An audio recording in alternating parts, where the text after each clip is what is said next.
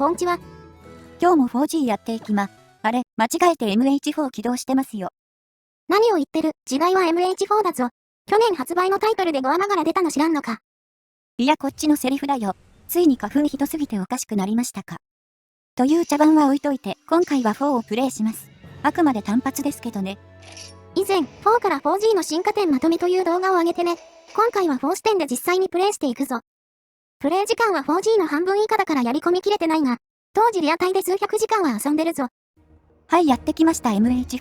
と言っても、拠点は 4G と一緒ですけど。拠点の雰囲気なんかは変わってないね。4と 4G で一緒だ。ただ、動かしてみると早速細かい部分で違いがある。メッセージが一番わかりやすいな。テキストの一括表示のオプションがまだありません。これ、進める上で地味に面倒に感じます。4G より必要な連打数が倍くらい増えます。あのオプションって神だったんですね。会話送らない日はないからな。配慮が感じられるね。さて、じゃあまずは装備周りでも振り返るか。やっぱ4といえば生産と発掘の格差だな。4G と比べるとここはまあすごかったですね。発掘が必要以上に嫌われる要因になってそう。4の生産体験の最強の一角がこちらの武器。攻撃力1008、巧みでギリギリ白が出ますね。対して、こっちが適当に掘った発掘武器。レアの5しかないが、1056の白40、おまけに効率きだ。これは確か上から2、3番目の数値で、4G で言うと1440とか1488相当ですかね。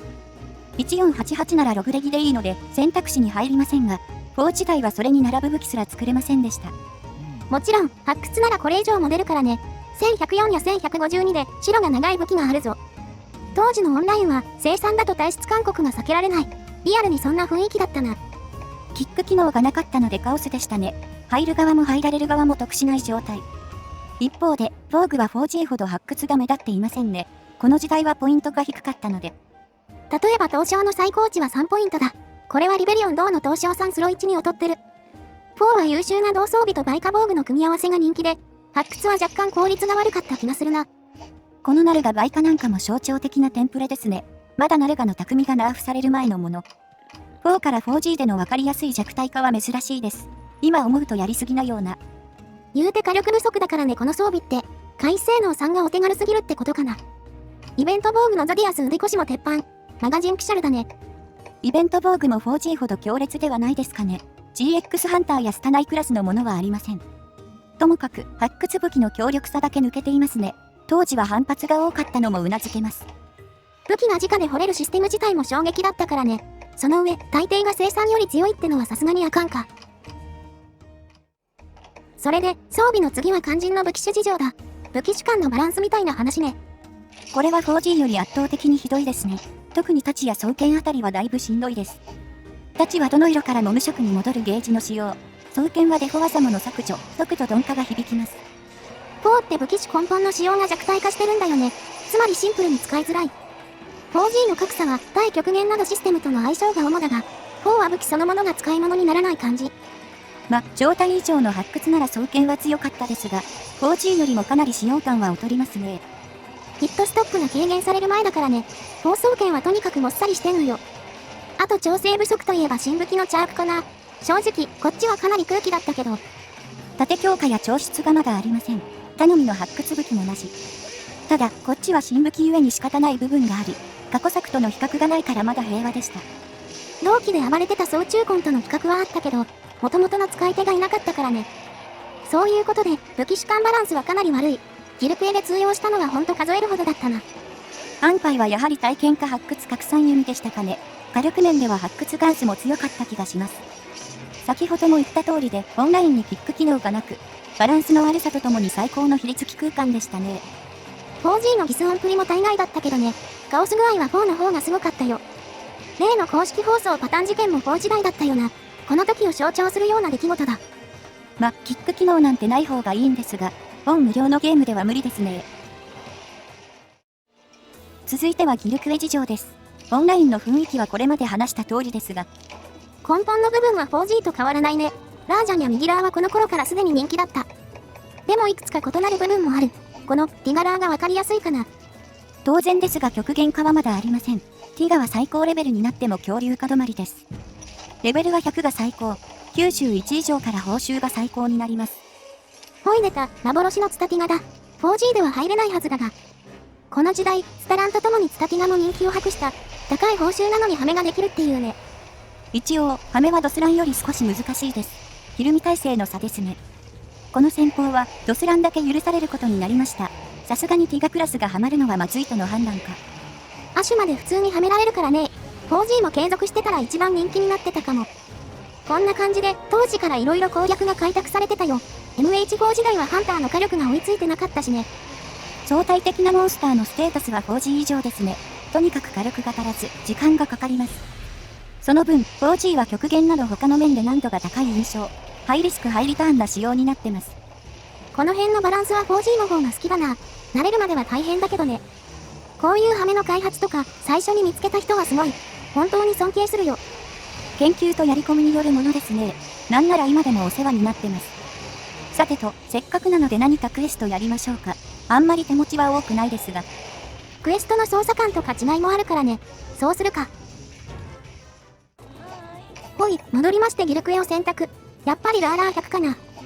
4はプレイ時間が少ないので、栄光の武具が掘れるクエは3つしか持ってません。育てる以外でソロプレイもほぼやってませんね。大丈夫でしょうか。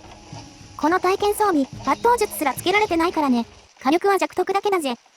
一応、クエストはちゃんとしたマップ構成になってる。貼る前提なら妥協はできんからな。さっきも言った通り、時間がかかりますからね。回しやすさや効率は大事です。で、細かいですがここ、4G との違いわかりますかね。明らかに体験の当たり判定が違います。今の 4G だったら出始めが腕あたりにヒットしたはず。ところが、実際には腹に当たったね。どうも攻撃判定が出るまで時間がかかるようだ。4G より狙った部位を攻撃するのがかなり難しいよ。単純に相手に攻撃する時間が遅れるということです。そもそもダメージ自体を与えにくくなってますね。それと、微妙にキャラクターの操作感も異なります。4G よりもスティック入力の受付が鈍いです。この辺とか顕著だったな。斜め後ろに回避してすぐバットンを入れたいが。手前からすぐ斜め上に入力するのがかなり難しい。よく棒立ちになってたわ。ぐるっと回り込まないといけない感じでしたね。ダッシュ中の方向転換の受付がシビアなのかも。いずれも映像では伝わりづらいと思いますが、別ゲーレベルで操作しづらく感じますね。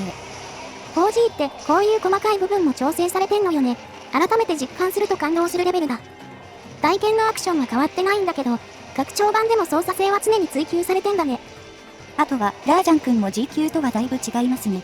これは激高だからそもそも特殊個体ですが、確定行動が少なくなっています。ステップ、回転からビームにつながりません。ローリングも単発で終わるけど威嚇がなかったり、正直 G 級より攻撃チャンス減ってんだよね。繋がりそうなところがことごとく繋がらなくて、どう攻めていいかよくわからんかったな。大技が増えるほど狩りやすくなる現象。モンハンではあるあるですね。さて、そろそろ合流リスクがあるので煙たきます。画面が見づらいのが難点。ラーラーはこれがあるからな。普段単体ばっか選ぶ理由だ。しかし高速攻撃が強いな。捕まる判定かなりでかい気がする。予備動作がありませんからね。ここも 4G の個体の方が優しくなってます。ラー1匹見ても色々と違ってるんですよね。たまにやると新鮮です。総合して 4G の方が圧倒的にやりやすいな。プレイ時間の問題でもあるけどね。よし、じゃあこの調子でいこう。ちゃんとクリアして報酬が見たい。あ、ようやく1投目が終わりましたね。なんとすでに13分経過しています。まさかここまで時間かかるとは。単なる火力不足じゃ説明できんなこれ。ハンターの攻撃力に対するモンスターの耐久値。4時代の方が上だねこりゃ。煙も使い切ったのでギリギリでしたね。危ないところでした。そうそう、ラージャンの投機効果なんですが、4G と表現違ってますよね。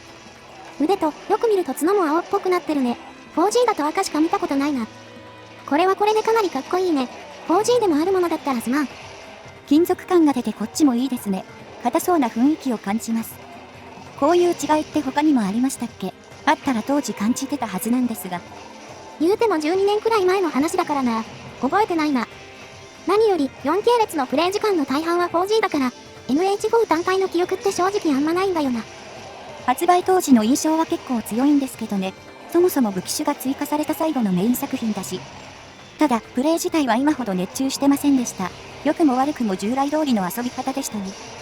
ギルクエに手を出したのも4の中盤以降だったね。それまでは発掘に抵抗あったし。それが今じゃ発掘掘る企画やってるんだから、何事も経験しないとわからんもんだな。